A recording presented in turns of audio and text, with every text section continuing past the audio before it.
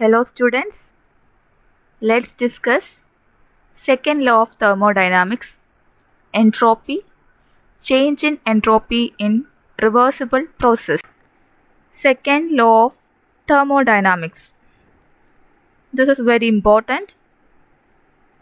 First law of thermodynamics il ഹീറ്റും വർക്കും തമ്മിലുള്ള റിലേഷനാണ് കണ്ടത്. Q equal to U plus W. അതായത് ഒരു സിസ്റ്റത്തിലോട്ട് Q amount of heat supply ചെയ്യുമ്പോൾ ആ സിസ്റ്റത്തിൻ്റെ ഇൻറ്റേർണൽ എനർജി റേസ് ചെയ്യാനും വർക്ക് ചെയ്യാനുമായിട്ടാണ് ആ ഹീറ്റ് യൂസ് ചെയ്യുന്നത്. That is the first law of thermodynamics is a relation connecting heat and work. But this does not tell us about the limitations and the conditions for this transformation. അതായത് first law use ചെയ്ത് എത്രമാത്രം ഹീറ്റാണ് വർക്കായിട്ട് convert ചെയ്തത് എന്നുള്ള കാര്യങ്ങളൊന്നും അതിൽ പറയുന്നില്ല. So second law formulate ചെയ്തത് ഈ ചോദ്യങ്ങൾക്കൊക്കെ ഉത്തരമായിട്ടാണ്. സെക്കൻഡ് ലോ ഓഫ് തെർമോഡൈനാമിക്സ് രണ്ട് സ്റ്റേറ്റ്മെൻ്റ് ആണുള്ളത്. First is kelvin statement and the second is Clausius statement. Okay, so നിങ്ങൾക്ക് ഒരു എക്സാമിന് എന്താണ് സെക്കൻഡ് ലോ ഓഫ് തെർമോഡൈനാമിക്സ് എന്ന് ചോദിച്ചാൽ കെൽവിൻ സ്റ്റേറ്റ്മെൻറ്റും എഴുതണം, ക്ലോഷ്യസ് സ്റ്റേറ്റ്മെൻറ്റും എഴുതണം. ഈ രണ്ട് സ്റ്റേറ്റ്മെൻറ്റിൻ്റെയും ഐഡിയ സെയിം ആണ്, രണ്ട് രീതിയിലാണ് എക്സ്പ്രസ് ചെയ്തിരിക്കുന്നത്. ഓക്കെ, കെൽവിൻ സ്റ്റേറ്റ്മെൻറ്റ് പറയുന്നത് heat engine, Carnot engine use ചെയ്തിട്ടാണ് കെൽവിൻ സ്റ്റേറ്റ്മെൻറ്റ് എക്സ്പ്ലെയിൻ ചെയ്യുന്നത്. Kelvin statement is that it is impossible to get a continuous supply of work by cooling a body to a temperature lower than the coldest of its surroundings. അതായത് ഒരു body cool ചെയ്ത് അതിൻ്റെ സറൗണ്ടിങ്സിനേക്കാളും below ആയിട്ട് temperature എത്തിയാൽ അതിൽ നിന്നൊരിക്കലും നമ്മൾക്ക് work കിട്ടില്ല. It is impossible to get a continuous supply of work by cooling a body to a temperature lower than the coldest of its surroundings. ഒരു ബോഡിയുടെ ടെമ്പറേച്ചർ അതിൻ്റെ സറൗണ്ടിങ് ടെമ്പറേച്ചറിനേക്കാളും കുറയുകയോ അതിന് ഈക്വൽ ആവുകയോ ചെയ്ത് കഴിഞ്ഞാൽ അതിൽ നിന്നൊരിക്കലും കണ്ടിന്യൂസ് ആയിട്ട് വർക്ക് കിട്ടില്ല. അതാണ് കെൽവിൻ സ്റ്റേറ്റ്മെൻറ്റ് പറയുന്നത്.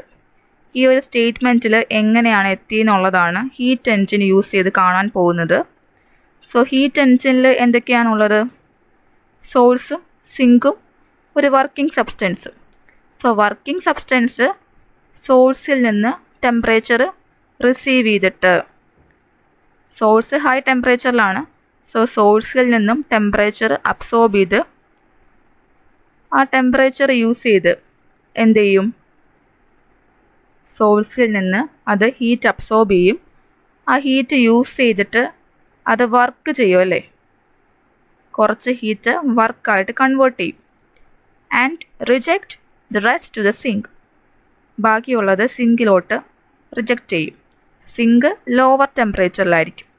ഓക്കെ, അപ്പോൾ മെക്കാനിക്കൽ വർക്ക് നമുക്ക് അതിൽ നിന്ന് കിട്ടും. സോഴ്സിൽ നിന്ന് സിങ്കിലോട്ട് നമ്മൾ ടെമ്പറേച്ചർ കൊടുക്കുന്നത് വഴി ഹയർ ടെമ്പറേച്ചറിലാണ് സോഴ്സ്, അവിടെ നിന്ന് വർക്കിംഗ് സബ്സ്റ്റൻസ് ഹീറ്റ് അബ്സോർബ് ചെയ്യും. ആ ഹീറ്റിലെ കുറച്ച് ഭാഗമാണ് വർക്കായിട്ട് കൺവേർട്ട് ചെയ്യുന്നത്. ബാക്കിയുള്ള ഹീറ്റ് സിങ്കിലോട്ട് നമ്മൾ റിജക്റ്റ് ചെയ്യും. സോ അവിടെ സോഴ്സും സിങ്കുമായിട്ട് ഒരു ടെമ്പറേച്ചർ ഡിഫറൻസ് ഉണ്ട്.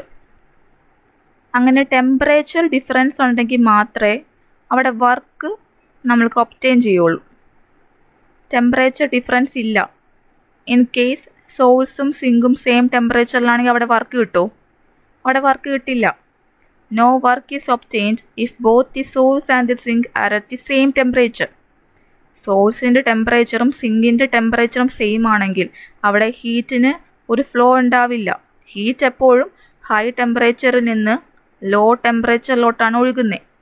സോ സോഴ്സാണ് ഹൈ ടെമ്പറേച്ചർ, അവിടെ നിന്ന് എന്ത് ചെയ്യും? ഹീറ്റ് അബ്സോർബ് ചെയ്ത് വർക്കായിട്ട് കൺവേർട്ട് ചെയ്ത് ബാക്കി വരുന്ന ഹീറ്റ് ലോ ടെമ്പറേച്ചറിലോട്ട് ഫ്ലോ ചെയ്യും.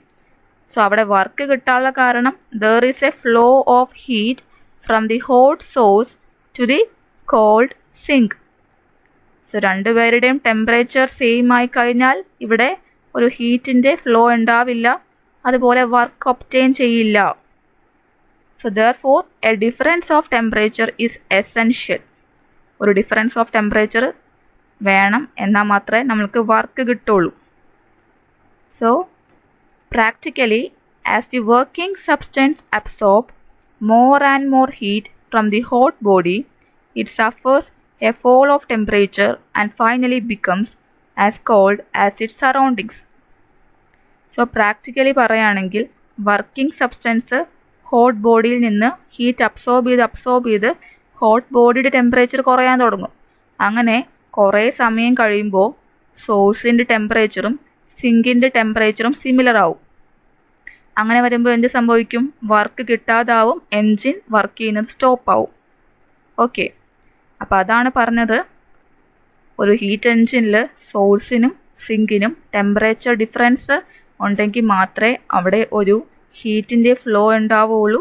അങ്ങനെ ഹീറ്റിൻ്റെ ഒരു ഫ്ലോ ഉണ്ടെങ്കിൽ മാത്രമേ വർക്ക് കിട്ടുകയുള്ളൂ. സോ കെൽവിൻ സ്റ്റേറ്റ്മെൻറ്റ് പറയുന്നത് it is impossible to get a continuous supply of work by cooling a body to a temperature lower than the coldest of its surroundings.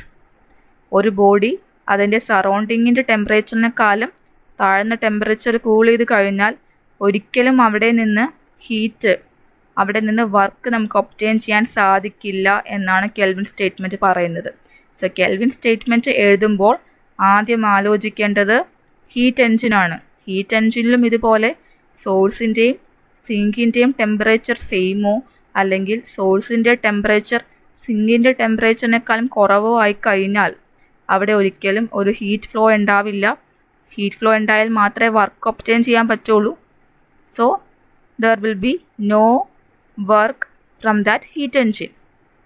So അതാണ് Kelvin statement പറയുന്നത്. ഇനി അടുത്തത് Clausius statement. Clausius statement is that it is impossible for a self-acting machine unaided by an external agency to transfer heat from a body at a lower temperature to another body at a higher temperature. Clausius statement പറയുന്നത് ഒരു self acting machine എന്ന് വെച്ചാൽ external ഏജൻസിയുടെ സഹായമില്ലാതെ work ചെയ്യുന്ന ഒരു മെഷീനാണ് self acting machine. So ഒരു സെൽഫ് ആക്ടിംഗ് മെഷീനിന് ഒരിക്കലും ടെമ്പറേച്ചർ ലോവർ ടെമ്പറേച്ചറിൽ നിന്നും ഹയർ ടെമ്പറേച്ചറിലോട്ട് ഹീറ്റ് ട്രാൻസ്ഫർ നടത്താൻ സാധിക്കില്ല എന്നാണ് പറയുന്നത്. ക്ലോഷ്യസ് സ്റ്റേറ്റ്മെൻറ്റ് പറയുന്നത് സെൽഫ് ആക്ടിംഗ് മെഷീൻ, അതായത് ഒരു എക്സ്റ്റേണൽ ഏജൻസിയുടെ സഹായമില്ലാതെ വർക്ക് ചെയ്യുന്ന മെഷീനാണ് self acting machine. So self acting മെഷീനിന് ഒരിക്കലും ഹീറ്റ് ലോവർ ടെമ്പറേച്ചറിൽ നിന്ന് ഹയർ ടെമ്പറേച്ചറിലോട്ട് ഫ്ലോ ചെയ്യാൻ സാധിക്കില്ല. ഹീറ്റ് എപ്പോഴും ഹയർ ടെമ്പറേച്ചറിൽ നിന്ന് ലോവർ ടെമ്പറേച്ചറിലോട്ടേ ഒഴുകുകയുള്ളൂ. സോ ലോവർ ടെമ്പറേച്ചറിൽ നിന്നും ഹയർ ടെമ്പറേച്ചറിലോട്ട് ഹീറ്റ് ഒഴുകണമെങ്കിൽ എന്ത് ചെയ്യണം? പുറത്ത് നിന്ന് വർക്ക് അപ്ലൈ ചെയ്യണം. പുറത്ത് നിന്ന് എക്സ്റ്റേണലി ഒരു വർക്ക് കൊടുത്താൽ മാത്രമാണ് ഹീറ്റിന് ലോവർ ടെമ്പറേച്ചറിൽ നിന്ന് ഹയർ ടെമ്പറേച്ചറിലോട്ട് ഒഴുകാൻ സാധിക്കുകയുള്ളൂ.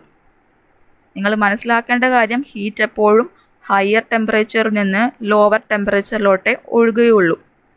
ഹീറ്റിന് ലോവർ ടെമ്പറേച്ചറിൽ നിന്ന് ഹയർ ടെമ്പറേച്ചറിലോട്ട് ഒഴുകാൻ, നേരെ തിരിച്ചൊഴുകണമെങ്കിൽ നമ്മൾ പുറത്ത് നിന്ന് ഒരു വർക്ക് അപ്ലൈ ചെയ്യണം. ഓക്കെ, സോ ഈ കാര്യം പറയാനായിട്ട് നമ്മൾ യൂസ് ചെയ്യുന്നത് റെഫ്രിജറേറ്ററാണ്.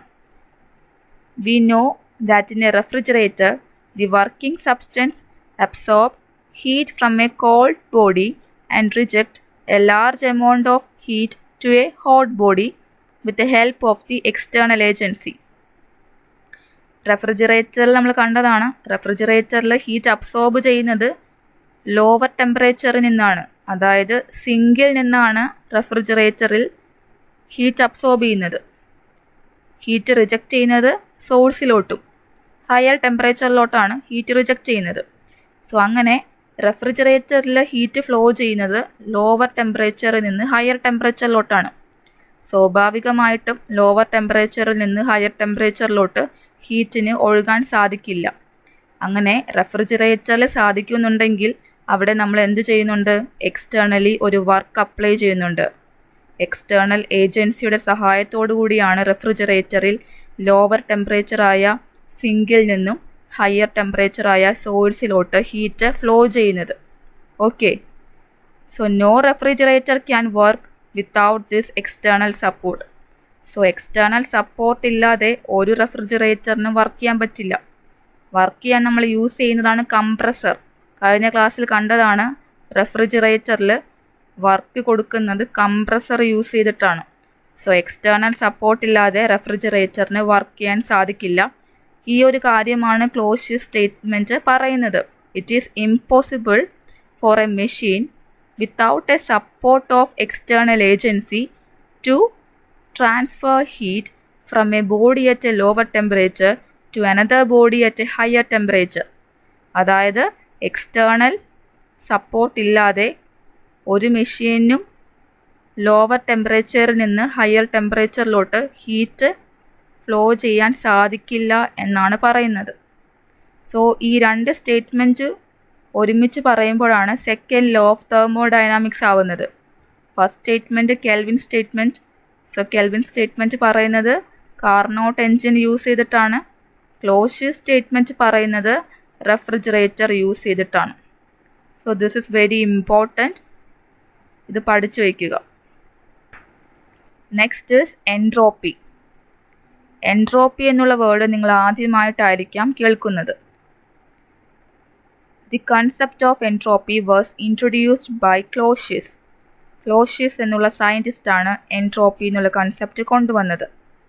Entropy is a property of a system which decides the direction of the occurrence of the process in it. So entropy എന്നുള്ള ക്വാണ്ടിറ്റി, അതായത് ഒരു സിസ്റ്റത്തിൻ്റെ ഒരു പ്രോപ്പർട്ടിയാണ് എൻട്രോപ്പി. ഈ എൻട്രോപ്പിയാണ് തീരുമാനിക്കുന്നത് ഒരു പ്രോസസ്സ് ഏത് ഡയറക്ഷനിലാണ് നടക്കുന്നത് എന്നത് തീരുമാനിക്കുന്ന ഒരു പ്രോപ്പർട്ടിയാണ് entropy. It is A definite function of the thermodynamic state of a system and is not affected in any way by the manner in which a particular state is reached. That is, it is not a path function. Entropy path function അല്ല, entropy ഒരു state function ആണ്. Okay, we can only determine the change of entropy as the system passes from one state to another. അതായത് thermodynamics use ചെയ്ത് ഒരിക്കലും നമ്മൾക്ക് entropy കണ്ടുപിടിക്കാൻ പറ്റില്ല. പക്ഷേ ഒരു സിസ്റ്റത്തിൻ്റെ ചേഞ്ച് ഓഫ് എൻട്രോപ്പിയാണ് നമ്മൾക്ക് കണ്ടുപിടിക്കാൻ സാധിക്കുന്നത്. If a system is taken from an initial state 1 to a final state 2, then the change of entropy is given by S2 minus S1 equal to integral 1 to 2 dq by t. അതായത് ഒരു system 1ൽ നിന്നും 2വിലോട്ട് proceed ചെയ്യാണ്. അവിടെ change of എൻട്രോപ്പിയാണ് S2 minus S1. സോ S2 minus S1 define ചെയ്യുന്നതാണ് integral 1 to 2 dq by t. dq ആണ് ഹീറ്റ് അബ്സോർബ്ഡോ അല്ലെങ്കിൽ ഹീറ്റ് റിജക്റ്റഡോ. ഒരു സിസ്റ്റം 1 സ്റ്റേറ്റിൽ നിന്ന് 2 സ്റ്റേറ്റിലോട്ട് മാറുമ്പോൾ അവിടെ അബ്സോർബ് ചെയ്തതോ റിജക്റ്റ് ചെയ്തതോ ആയ ഹീറ്റാണ് dq, ടെമ്പറേച്ചറാണ് T. Okay, so S2 minus S1 equal to integral 1 to 2 dq by t. ഇത് വളരെ ഇമ്പോർട്ടൻ്റ് ആണ് ഈ statement. Okay, entropy is A measure of the degree of disorder of A physical system. When the entropy of a system increases, the atoms or molecules will try to occupy the maximum possible space and the disorder of the system increases. So entropy എന്നുള്ളത് ഒരു സിസ്റ്റത്തിൻ്റെ degree of disorder കാണിക്കുന്ന ഒരു പാരാമീറ്ററാണ്. അതായത് ഒരു സിസ്റ്റത്തിൽ entropy അതായത് ഇക്വേഷൻ 20 കാണുന്നതാണ് ചേഞ്ച് ഓഫ് എൻട്രോപ്പി. സോ ഒരു സിസ്റ്റം 1 നിന്ന് 2 പോകുമ്പോൾ 1 സ്റ്റേറ്റിൽ നിന്ന് 2 സ്റ്റേറ്റിലേക്ക് മാറുമ്പോൾ അവിടെ എൻട്രോപ്പി കൂടുകയാണെങ്കിൽ എന്ത് സംഭവിക്കും?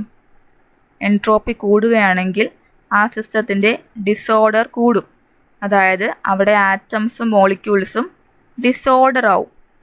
ഓക്കെ, അതായത് ആറ്റംസും മോളിക്യൂൾസും ആ മാക്സിമം സ്പേസിൽ ഒക്യുപ്പൈ ചെയ്യും. അങ്ങനെ എൻട്രോപ്പി കൂടുമ്പോൾ സിസ്റ്റം ഡിസോർഡർ ആവും. Okay, so entropy is A measure of the disorder of physical system. So entropy നിങ്ങൾക്ക് പുതിയൊരു കൺസെപ്റ്റാണ്. ആണ് ഈ കൺസെപ്റ്റ് കൊണ്ടുവന്നത്.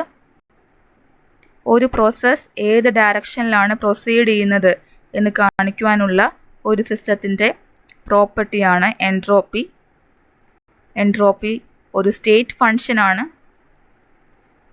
തെർമോഡൈനാമിക്സ് യൂസ് ചെയ്ത് നമുക്കൊരിക്കലും എൻട്രോപ്പി കാണാൻ സാധിക്കില്ല, പക്ഷേ ഒരു സിസ്റ്റത്തിൻ്റെ ചേഞ്ച് ഓഫ് എൻട്രോപ്പിയാണ് കണ്ടുപിടിക്കാൻ സാധിക്കുന്നത്. So S2 minus S1 equal to integral 1 to 2 dq/t.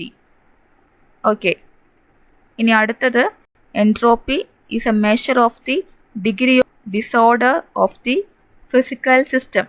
Entropy എന്ന് പറയുന്നത് ഒരു സിസ്റ്റത്തിൻ്റെ ഡിസോർഡർനെസ് കാണിക്കുവാനുള്ള ഒരു പാരാമീറ്ററാണ്.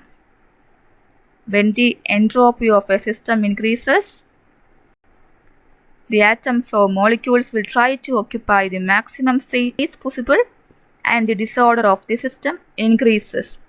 അതായത് എൻട്രോപ്പി കൂടുമ്പോൾ ആ സിസ്റ്റത്തിൻ്റെ ഡിസോർഡർനെസ്സും കൂടുകയാണ്. ഓക്കെ, സോ ഇനി നമ്മൾ കണ്ടത് 2 കൺസെപ്റ്റാണ്, സെക്കൻഡ് ലോ ഓഫ് തെർമോഡൈനാമിക്സും എൻട്രോപ്പിയും. So thank you for listening.